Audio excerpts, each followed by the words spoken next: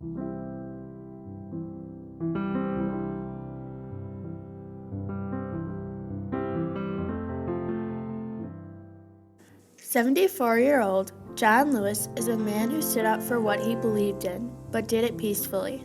Many may not know that their congressman in Atlanta, Georgia, had a huge part in fighting against segregation. His leadership and perseverance has impacted our world today. History often overlooks John Lewis, but he played an essential role in ending segregation."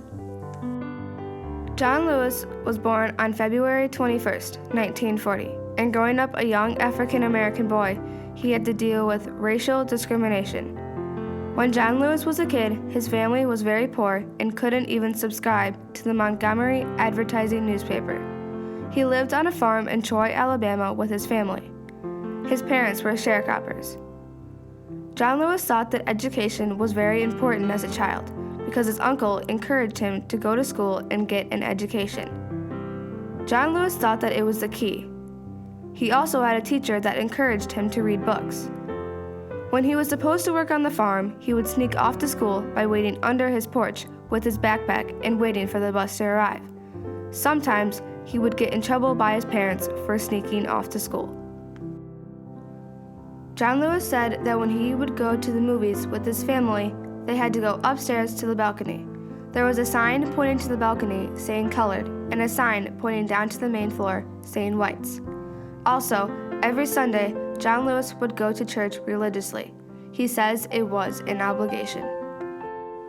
John Lewis was inspired by Rosa Parks and Martin Luther King Jr.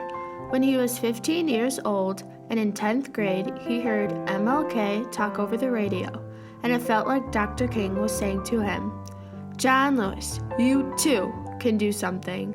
When John Lewis was in college at American Baptist Theological Seminary in Nashville, Tennessee, he would organize lunch sit-in demonstrations. A quote from John Lewis says, "I was like a soldier in a nonviolent army." John Lewis joined the Student Nonviolent Coordinating Committee in 1961. In 1963, he was elected the chairman for the Student Nonviolent Coordinating Committee. He would work with whites and blacks, but it was very dangerous for them to be seen working together. If the whites and blacks got caught working together, some of those people would be arrested, jailed, or even killed by being beaten. John Lewis was just 23, and he was a key speaker at the March on Washington, which happened on August 28, 1963. The March on Washington was when MLK gave one of his famous speeches, "I Have a Dream." Also, John Lewis was considered one of the Big Six. The Big Six are 6 leaders of the civil rights organizations that were in place during the civil rights movement. In 1965, he led 600 marchers over the Edmund Pettus Bridge in Selma, Alabama. The Edmund Pettus Bridge is named after the Confederate general that started the Ku Klux Klan in Alabama. On that day,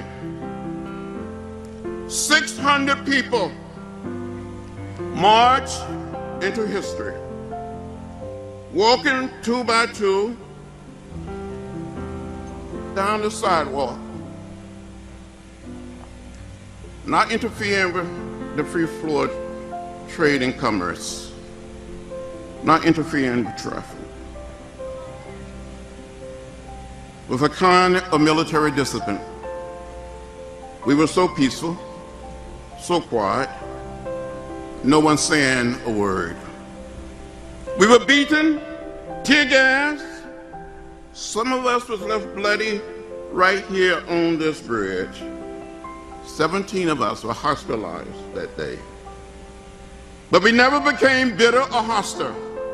We kept believing. When John Lewis was a freedom rider, he would sit in seats for white people only at the bus terminals and risked his life many times.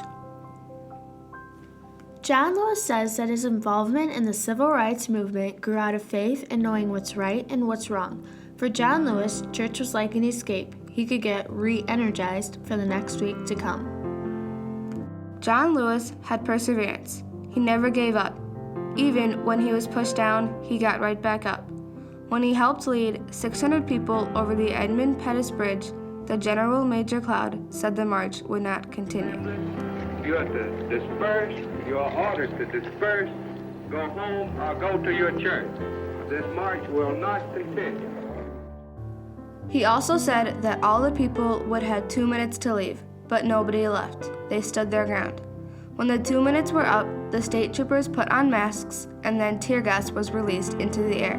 The fight had begun. The state troopers charged at the large group of people that John Lewis helped lead, severely hurting many of them. Since the protesters were nonviolent, they didn't fight back. That day, many people were severely hurt, whether it be white or black, but the majority of black people were arrested and sent to jail because of the blatant racist cultural norm. John Lewis had a fractured skull from being beaten so bad. That did not stop him. He got right back up and started fighting for his rights again. John Lewis says that they never gave up and kept faith. John Lewis is a great role model for all people. He never gave up, even in the hardest situations. John Lewis has made a huge impact on segregation. He went back to Pike Joy, Alabama after a while to see what it was like and saw the school bus that he took when he was little. He also saw black and white kids get off the bus, and they were running, jumping, and having a great time together. When he was walking around, white and black people would come up to him and say they were so proud of him. John Lewis has been called the conscience of the U.S. Congress. He has spent his life protecting people's rights, securing civil liberties, and making the beloved community in America. He has been given many awards for helping end segregation.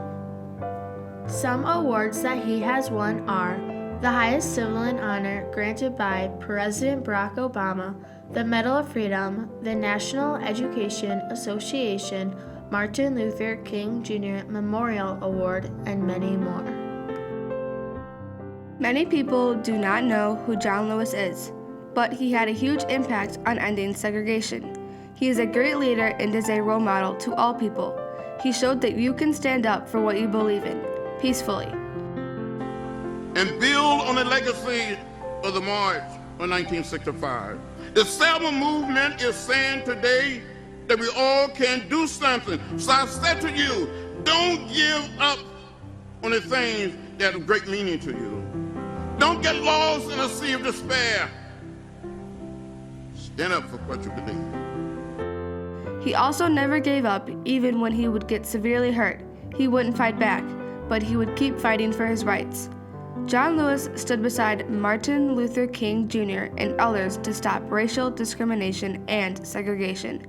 Our world has come a long way from how it was during the civil rights movement to today. Hold on. Well, the only chains we can stand are the chains of hand in hand. Keep your eyes on the prize.